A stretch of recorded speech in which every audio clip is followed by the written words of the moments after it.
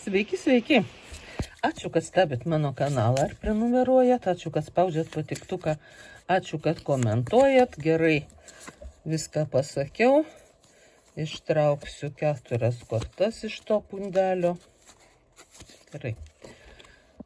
Va, įsirinkit, dedu, kad būtų matyti, jos čia 4. Ir pasakysiu, kuo nudžiugins mus rytojus. Labai gerai.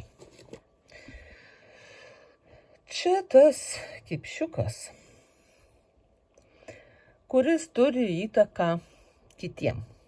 Jūs rytoj patyliukais pasiversit šituo kipšiuku ir darysit savo tvarką. Taip iš tokių patyliukų. Niekas net neįtars, kad tai jūs taip norit, kad visi darytų. Jūs kažkaip rasit, kaip prisimeilint, kaip prisipataikaut, dar ką nors tokio pasakyt malonaus.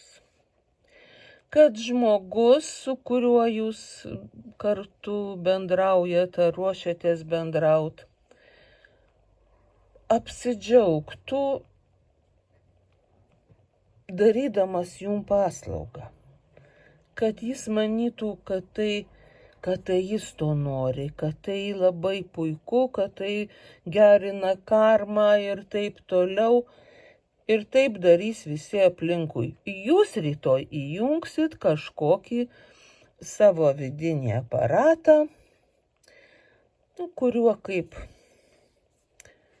virvutėm tampysit visus aplinkui. Tai labai tinka politikam, jie greitai įrodo savo tezių teisingumą.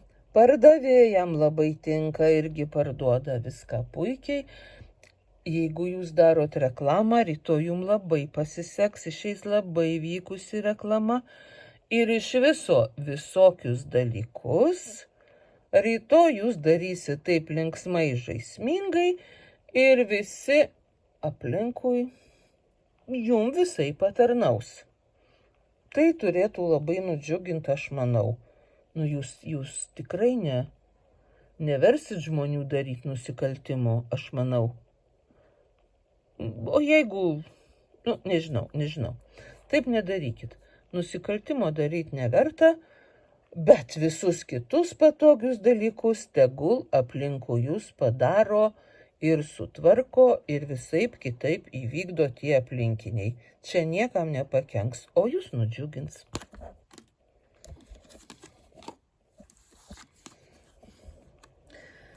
Tai pinigų žaidimas. Tai reiškia, kad jūs su pinigais esat geruoju ir tokiu linksmu būdu. Jie čia ateina, čia išeina, čia ateina, čia išeina, lengvai ateina, lengvai išeina, bet jų yra visada. Tie kažkurie, kurie jau atėjo, dar nespėjo išeit, yra su jumis. Jum tai kaip stalo žaidimas. Jų yra visada, jų atsiranda, jų išnyksta, kai prireikia atsiranda, kai atsiranda prireikia. Ir jūs taip ir žongliruojat savo pinigėliais. Jum tai net labai linksma, kaip ir šitam, nežinau, kas iš čia toks. Ar tokia. Šitam jaunam asmeniui. Tai tiesiog ir pasimėgaukit rytoj šito žaidimu. Ir stebėkit, kaip tie pinigėliai puikiai vaikšto aplinkui jūs, kaip jie nesibaigia, kaip jų vis atsiranda, kaip jūs jų visada turit. Ir net jeigu, sakyčiau, gali kažkam atrodyti, kaip jūs taip gerai gyvenat, kai jūsų pajamos nėra jau tokios didelės. Tiesą sakant, ne jų reikalas, kokios jūsų pajamos.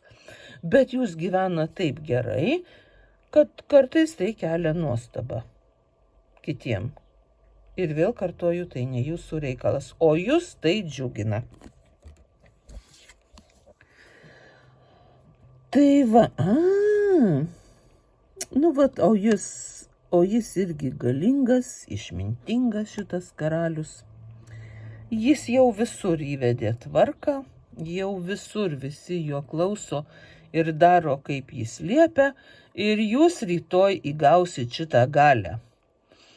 Jūs net nemanipuliuosit, jūs net neprašysit, net negudrausit. Jūs net nepakelsit balso. Visi iš karto žinos, kas čia vadas ir darys tai, ką jūs jau seniai pasakėt, kad turi daryti. Jums nereikės net nieko daryti, net įsižiot. Tokia valdinga, galinga jūsų rytojaus diena, net jeigu jūs ir nesat didelis viršininkas arba ypatingas direktorius, jūs pajusit savo valdžios galią ir tai jums patiks, ir tai jūs nudžiugins, ir jūs norėsit ir kitą dieną dar tuo pasinaudot, tai ir pasinaudokit. Nepamirškit savo šitos galios niekada. Pasižiūrėkit į šitą grožį. Tai jūs. Tai jūs šitaip vadovaujat savo aplinkai, savo pasauliui. Ir tie gyvūnėliai, jie dabar turbūt negyvi, bet ir gyvūnėliai, ir paukšteliai, ir visi kiti gyvi padarai, ir žmonės taip pat jūsų rytoj klausys ir visaip jūs garbins. Pasimėgaukit.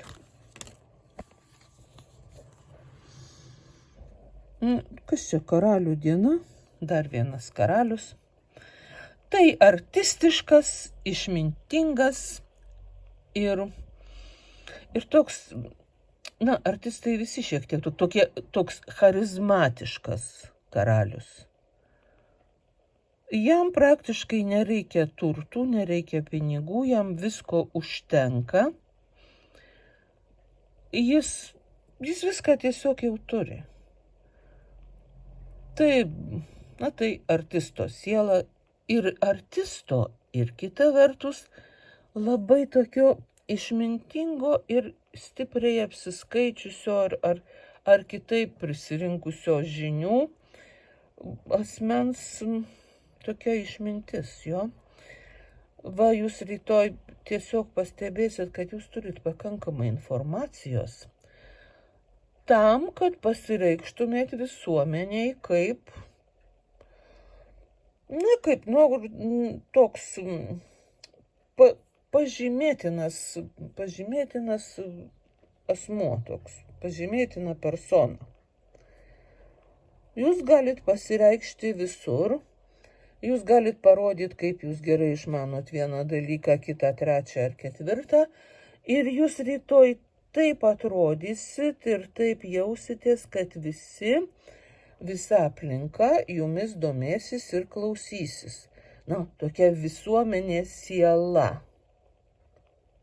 Aš nežinau, ar jūs eisit į vakarėlį, ar neisit į vakarėlį, bet kaip ten bebūtų, jūs turėsit pasisekimą, kaip labai žavūs, labai apsiskaitę, labai apsišvietę ir labai viskuo besidomintys asmenys.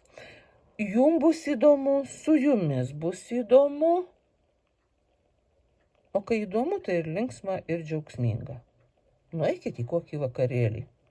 Aš manau, seniai buvot ir jau pasirodykit su visu savo žavesiu.